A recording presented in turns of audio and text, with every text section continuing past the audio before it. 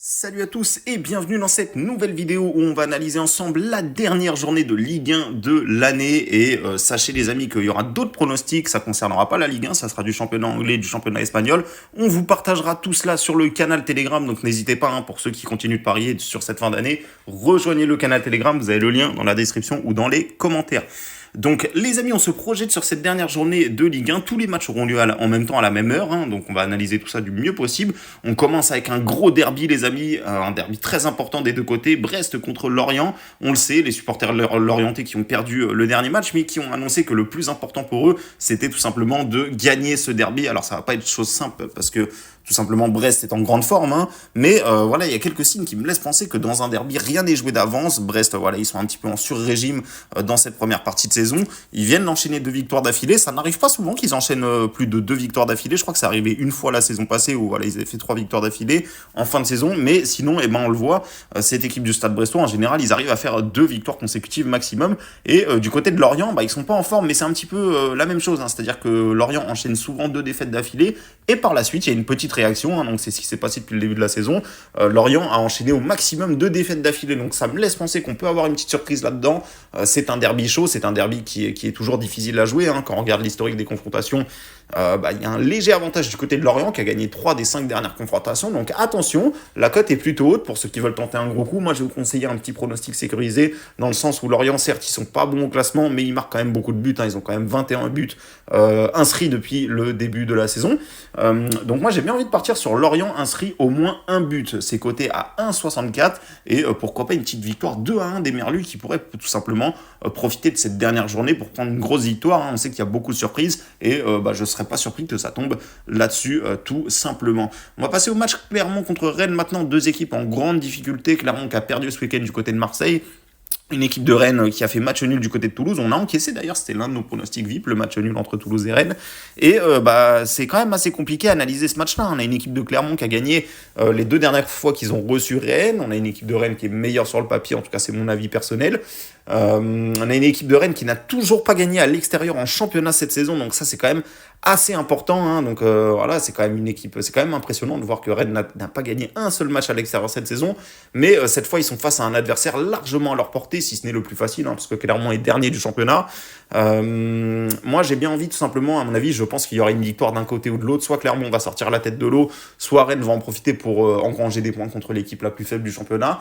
Mais j'ai du mal à voir un match nul. Donc je vous conseille tout simplement victoire de Rennes, rembourser 6 victoires de Clermont, ça vous fait une cote à 1,52. Et allez, je vois bien un petit 2-0 pour Rennes qui va peut-être enfin prendre une victoire à l'extérieur. S'ils ne la prennent pas maintenant contre Clermont, je sais pas où est-ce qu'ils vont gagner à l'extérieur cette saison, les Rennais. Lyon contre Nantes, maintenant une équipe de Lyon qui a retrouvé la confiance, qui est sur 2 victoires consécutives. Et oui les amis, c'est une première pour l'Olympique Lyonnais. Donc attention, est-ce que les Lyonnais sont pas en train de partir sur une série? Les Nantais de l'autre côté, ils sont pas forcément bien. Ils ont perdu un match qui était à leur portée ce week-end contre Brest. Moi je pense que Lyon clairement ici peut signer une 3e victoire consécutive. En plus on a vu vraiment de l'envie, on a vu vraiment une grosse fête. Vraiment les Lyonnais étaient très très heureux de gagner à Monaco. Vraiment chaque victoire est importante et on sent que les Lyonnais commencent à retrouver goût à la victoire. Moi je vois bien une victoire de Lyon, c'est coté à 1,66 et une petite victoire 2-1 parce que voilà, pour moi Nantes c'est quand même pas beau en ce moment leur jeu et ça respire pas trop la confiance tout simplement. Un autre derby maintenant, Montpellier-Marseille, 2 équipes qui vont s'affronter. D'ailleurs Montpellier qui vient de gagner ce week-end du côté de Metz. Donc Montpellier qui a retrouvé la victoire après 6 matchs sans victoire. Et de l'autre côté, une équipe de Marseille qui a retrouvé la victoire après sa défaite du côté de Brighton. Marseille, mine de rien, qui est sur 4 victoires consécutives en championnat. Attention, voilà, c'est une équipe de Marseille qui revient bien, qui est en train de remonter dans le haut du classement, et une équipe de Montpellier qui, à domicile, aura envie de bien faire. Alors moi, j'ai pas trop envie de me prononcer sur ce match-là. Je pense que Montpellier peut pourquoi pas arracher un match nul. Je vais plutôt vous conseiller tout simplement Accor Adams, Aubameyang ou TJ Savanier, buteur. Ça fait une cote à 1,41.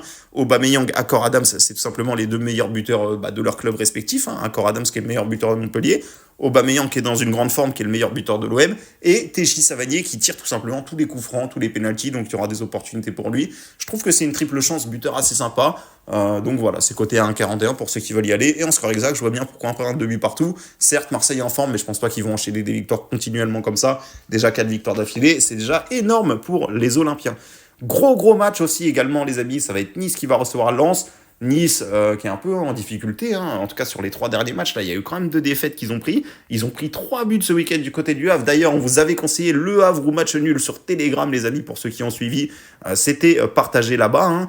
Et on a trouvé cette belle surprise. Alors il faut aussi dire que Nice était privé quand même de Terem Moffi. Ils ont eu un carton rouge, les Niçois, sur ce match-là, avec Todibo notamment qui s'est remporté. Donc absence très très importante. Todibo qui joue vraiment quasiment tous les matchs titulaires, hein, qui est un pilier essentiel en défense. Et de l'autre côté, une équipe de Lens qui n'a pas été glorieux contre Reims, mais qui a réussi à l'emporter 2-0, qui avait d'ailleurs pas mal d'absents en défense. Donc voilà, Lens qui est plutôt en confiance, qui est plutôt, pour moi, mieux préparé pour remporter ce match. Mais voilà, on a une équipe de Nice qui est quand même invaincue à domicile. Et c'est toujours compliqué de jouer des équipes qui ne perdent jamais. De l'autre côté, Lens à l'extérieur, c'est quand même moins fort qu'à domicile. Il y a beaucoup moins de victoires. Mais voilà, je pense quand même qu'on peut, pourquoi pas, avoir une victoire de Lens, dans le sens où quand même Todibo n'est pas là. Nice, ils viennent quand même d'en prendre 3. Nice ne va pas rester invaincu à la saison, invaincu à domicile toute la saison non plus. Donc je pense que peut-être les Lensois peuvent profiter de faire un petit coup du côté de l'Alliance Riviera et profiter notamment de l'absence de Todibo. Mais je vais assurer sur YouTube, je vais vous conseiller Lens ou nul, c'est côté 1,61. Pourquoi pas une petite victoire de 1 des Lensois, voilà, ou peut-être un match nul. En tout cas, voilà, je pense que Lens a peut-être l'occasion de faire quand même un coup du côté de l'Alliance Riviera. PSG-Metz maintenant, match totalement déséquilibré, une équipe de Metz qui est complètement à la ramasse, une équipe du PSG qui vient de se faire accrocher dans les dernières minutes par Lille. Le PSG va remporter ce match-là, hein, pour moi c'est clair et net. Les codes sont archi favoris pour le PSG. Donc aller jouer le PSG ici, ça va pas vous faire gagner grand-chose. Maintenant, on peut combiner, pourquoi pas, Mbappé plus PSG buteur. Mbappé qui a marqué sur penalty contre Lille. Et ça reste quand même une cote faible, hein. Ça fait une cote à 1,40. Mais bon, que proposer d'autre, les amis? Il n'y a pas grand-chose à aller chercher sur ce match-là. Reims contre Le Havre maintenant. Donc Reims, vraiment compliqué pour eux en ce moment, avec notamment l'entraîneur Wheatsteel, hein, qui a rencontré les dirigeants de Sunderland. Et ce week-end, il y a eu un bon match de Reims, mais ils ont perdu. Donc voilà, c'est compliqué cette équipe de Reims qui va d'ailleurs perdre énormément de joueurs au mois de janvier, avec notamment la Coupe d'Asie et la Coupe d'Afrique des Nations. Donc vraiment attention à cette équipe de Reims, hein. Je vous déconseille de les jouer sur les prochains matchs à venir. Et de l'autre côté, on a une équipe du Havre qui a fait vraiment un bon match, hein, contre Nice, qui a gagné 3-1. Maintenant, à l'extérieur, c'est quand même une autre histoire pour les Havrais. C'est très compliqué, hein. Le Havre qui a pris qu'une seule victoire cette saison à l'extérieur. Maintenant, ils grattent quand même pas mal de matchs nuls. Les Havrais, on le voit, ils en ont fait vraiment pas mal cette saison, même contre des clubs un peu plus forts que eux, notamment match nul à Rennes, match nul à Lyon. Donc voilà, hein, le Havre qui est quand même, mine de rien, un poil à gratter. Une équipe de Reims qui est meilleure sur le papier, mais qui en ce moment a un peu des difficultés, joue un peu de malchance également, hein, comme notamment contre le match de Lens où ils ouvrent le score et le but est refusé à cause de peut-être 1 millimètre de hors-jeu. Donc on n'a pas trop de réussite du côté des Rémois. Maintenant, ça reste quand même une équipe largement plus forte que le Havre.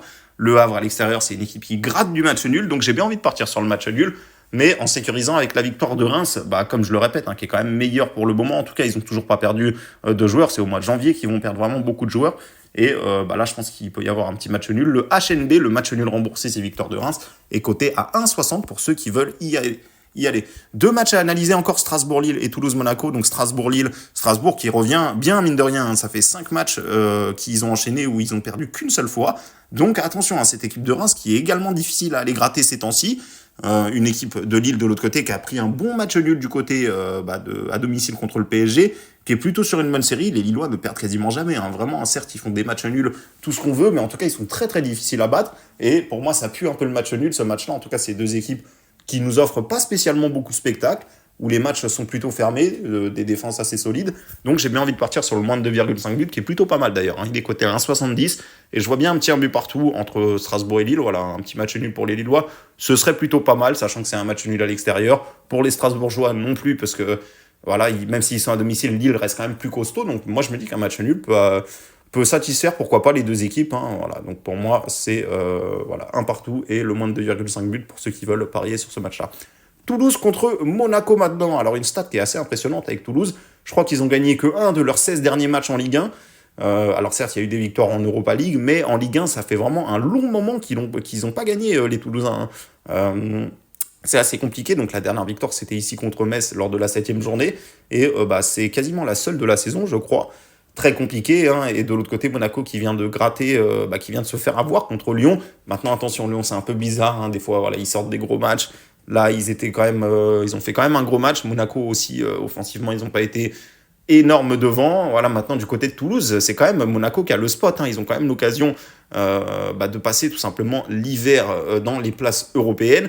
Toulouse de l'autre côté, ça commence à être dangereux pour eux parce que voilà, si Lyon gagne et que Toulouse ne gagne pas, c'est Toulouse qui va passer l'hiver dans la saison, dans les places rouges tout simplement. La cote de Monaco est plutôt alléchante, on a du 1,78, hein, donc c'est plutôt pas mal pour une équipe de Toulouse qui clairement galère à domicile. En tout cas, une seule victoire, c'était contre Metz en championnat, et il y a quand même pas mal de matchs nuls. Donc voilà, je pense quand même que Monaco va gagner ce match-là. Ça va pas être facile, mais voilà, peut-être une petite victoire de 1 de Monaco. En plus, il y a également Golovin qui devrait revenir sur ce match-là, hein, qui a manqué quand même. Il y avait quand même pas mal d'absents sur le match de Lyon, et Monaco va pouvoir retrouver tout simplement un joueur phare comme Golovin. C'est très très important dans le 11 tout simplement, les amis. Donc je vois bien une victoire 2-1 de Monaco, et Monaco à 1,78 pour ceux qui veulent jouer. Je trouve que c'est plutôt intéressant. Donc voilà les amis, c'était la dernière journée de Ligue 1. Encore une fois, si vous souhaitez voir mes pronostics pour la fin de l'année, il y aura de la première ligue, du championnat espagnol, etc. etc. N'hésitez pas, vous avez le canal Telegram dans la description. Et sur ce, je vous souhaite une bonne fin d'année et de bonnes fêtes.